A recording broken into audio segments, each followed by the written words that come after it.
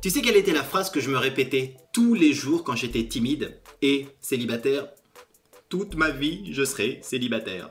Ouais, c'est ce que je me disais.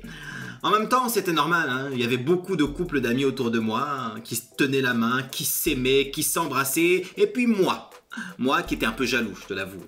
J'étais un peu envieux de leur belle vie de couple. Sauf qu'aujourd'hui, d'une, je ne suis plus timide, et puis de deux, je suis marié, puis de trois, j'ai deux beaux enfants. Comme quoi, tout est possible. D'ailleurs, souvent sur Internet, on trouve ce genre de questions. Tu vois, comment trouver l'amour quand on est timide? Et en réalité, la seule vraie réponse, tu le sais, et moi aussi je le sais, enfin tout le monde le sait, c'est d'aller vers les gens. Voilà.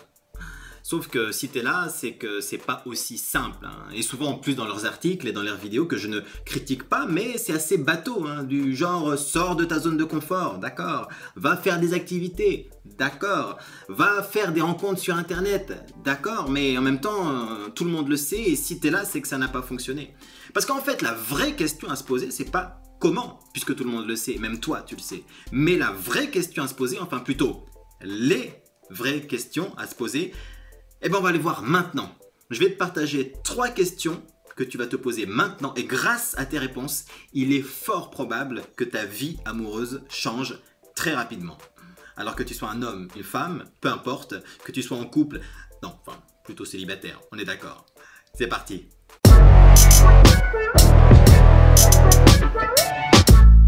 Quand tu es célibataire, c'est vraiment pas facile, hein. Surtout quand tu vas en soirée et que tu vois tous tes amis qui ont des enfants, une femme, un mari, qui ont plein de projets à deux, une vie de famille, et que toi t'es là, et ben c'est pas facile, hein, avec beaucoup de pression autour de ça finalement. Une pression sociale, une pression familiale, amicale, mais la pire des pressions, ben, c'est la pression qu'on se met à soi-même. Et tu trouves ça chiant, voilà. Mais le pire, c'est quand tu es célibataire et timide. Parce que c'est chiant, oui, mais surtout tu as l'impression, cette fausse croyance que ça va durer toute ta vie. Tu te demandes comment tu vas t'en sortir vu que tu es timide. Et tu déprimes. La timidité, tu le sais, isole. Mais je trouve que cet isolement est encore plus marqué quand on parle d'amour, quand on parle de couple.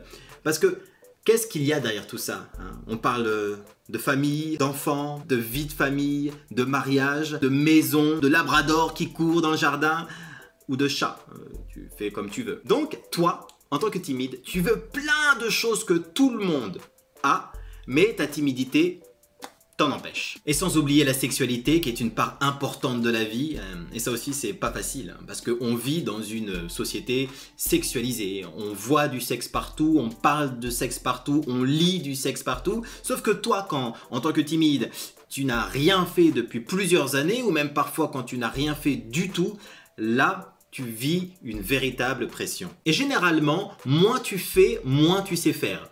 Alors, je parle de sexualité, oui, mais je parle aussi de rencontres, le fait de parler aux gens, d'aller vers les gens, de sourire.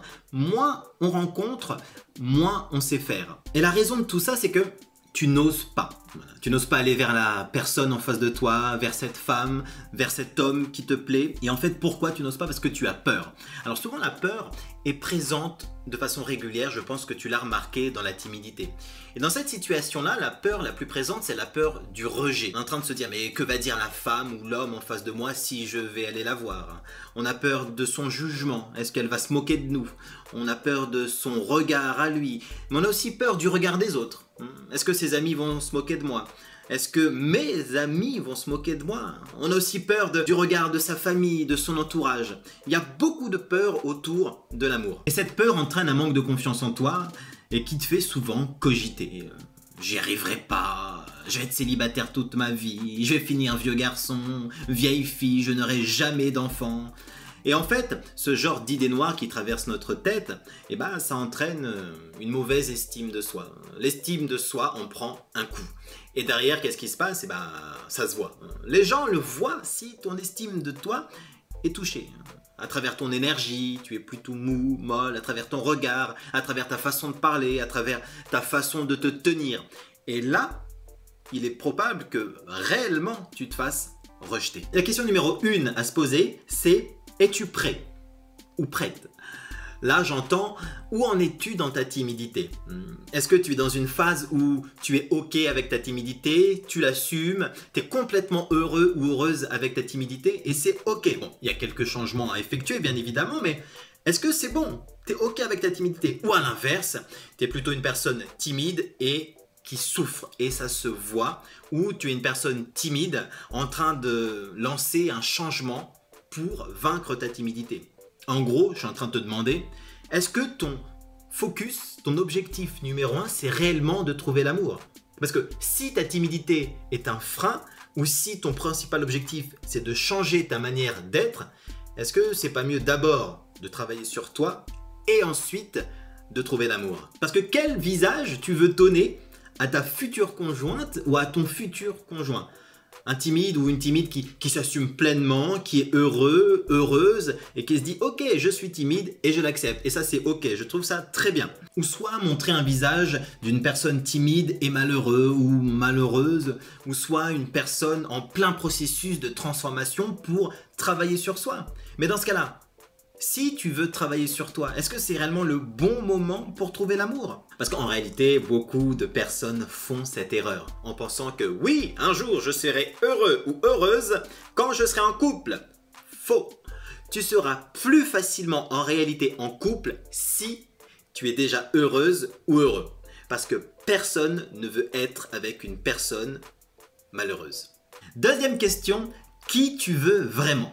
En gros, quel type de personne tu recherches? Alors attention, je ne parle pas de physique. Je parle de la mentalité, de l'état d'esprit, des activités. Est-ce que tu recherches plus, par exemple, un fan de yoga, une amatrice de pêche, un cuisinier, un sportif, quelqu'un de casse-cou, quelqu'un de posé, qui aime la fête? Et donc cela va te permettre de mettre en place une visualisation de ta personne, ton conjoint ou ta conjointe idéal mentalement. Et on fait ça pour deux raisons. La première, c'est que ça va te motiver. Oui, ça va vraiment te motiver à vraiment sortir davantage de ta timidité. Parce qu'en réalité, quand on est timide, le seul focus qu'on a, c'est l'amour, l'amour, l'amour, l'amour. Et en réalité, on ne sait pas où on va. On veut de l'amour, c'est tout. De l'amour, mais on ne sait pas où on va. On est un peu dans le brouillard. Deuxième raison de faire ça, c'est que cela va te permettre de sélectionner les endroits où ton idéal pourrait être. Parce que souvent sur internet, effectivement, on dit il faut aller faire des activités, mais quelle activité? Je veux dire, là, tu sais, puisque ton idéal serait dans un endroit spécifique à ce qu'elle aime ou ce qu'elle est. Par exemple, si tu aimes plutôt les hommes sportifs, il est clair qu'il serait intéressant pour toi que tu t'inscrives principalement dans une salle de sport. Si à l'inverse, toi, tu aimes plutôt les femmes posées, peut-être il serait plus judicieux de t'inscrire dans un club de lecture.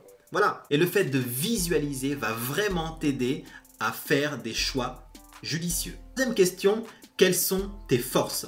Parce que ça rejoint un petit peu la question précédente, parce que dans la question précédente, voilà, tu as idéalisé, tu as visualisé ton idéal et tu sais où elle peut être, dans quel lieu, dans quel type d'activité, dans quel type de groupe.